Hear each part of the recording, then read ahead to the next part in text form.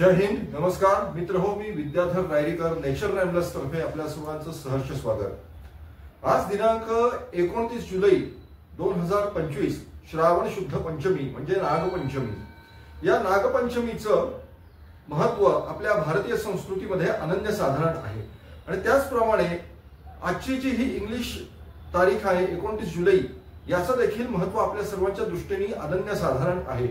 आपण जे कोणी सर्व इतिहासावर प्रेम करतो, छत्रपती शिवाजी महाराजांवर प्रेम करतो, गडकोटांच्यावर प्रेम करतो, त्या आपल्या सर्व शिवप्रेमींच्या दृष्टीने, शिवभक्तांच्या दृष्टीने, इतिहास प्रेमींच्या दृष्टीने या दिवसाचं महत्व अनन्यसाधारण आहे। बरोबर 103 वर्षांपूर्वीच पुण्यामधल्या शुक्रवार पेठेत शिर्केवाड्यामध्ये एक अद्भुत घटना या दिवशी घडली। मोरेश्वरराव पुरंदरे आणि सरस्वतीबाई मोरेश्वरराव पुरंदरे या दाम्पत्याच्या पोटी एक अद्वितीय पुत्ररत्न जन्माला आलं। खऱ्या अर्थाने सरस्वती पुत्र ज्याला म्हणता येईल असं हे पुत्ररत्न।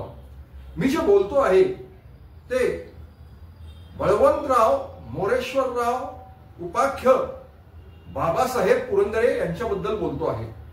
बरोबर 103 वर्षापूर्वी बाबासाहेब पुरंदरे म्हणजेच आपले सर्वांचे आदरणीय वंदनीय गुरुवर्य शिवमहर्षी, शिवशाहीर, पुण्यभूषण, महाराष्ट्रभूषण आणि पद्मविभूषण, प्रख्यात इतिहास संशोधक, शिवचरित्राचे व्याख्याते बाबासाहेब पुरंदरे यांचा जन्म झाला।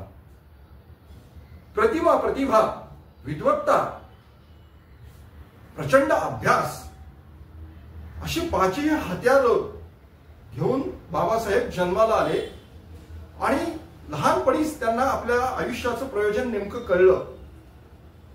ते कळलं तर शिवचरित्राच्या माध्यमातून कळलं आणि अंतरी गेलेल्या अमृत बाह्य काय लखलखित अशी परिस्थिती बाबासाहेबांची त्या शिवचरित्र अमृताचं प्राशन केल्यावर झाली आणि तोच अनुभव संपूर्ण जगाला, संपूर्ण महाराष्ट्राच्या भूमीला, भारत भूमीच्या पुत्रांना देण्यासाठी बाबासाहेब हाती शिवचरित्र घेऊन सिद्ध झाले।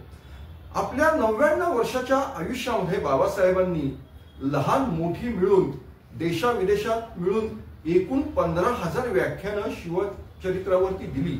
इतकंच नाही तर या शिवचरित्राच्या व्याख्यानांमधून जे काही धनप्राप्ती झाली त्यातूनच जाणता राजा या महानाट्याची निर्मिती झाली आणि जाणता राजाचे देखील संपूर्ण देशामध्ये आणि सात समुद्र पलीकडे देखील अनेक प्रयोग झाले आणि त्यातून पुण्यामध्ये आंबेगाव येथे बाबासाहेबांनी त्यांच्या स्वप्नातील आणि केवळ स्वप्नातील नव्हे तर संकल्पातील अद्वितीय अशी शिवसृष्टी निर्माण केली।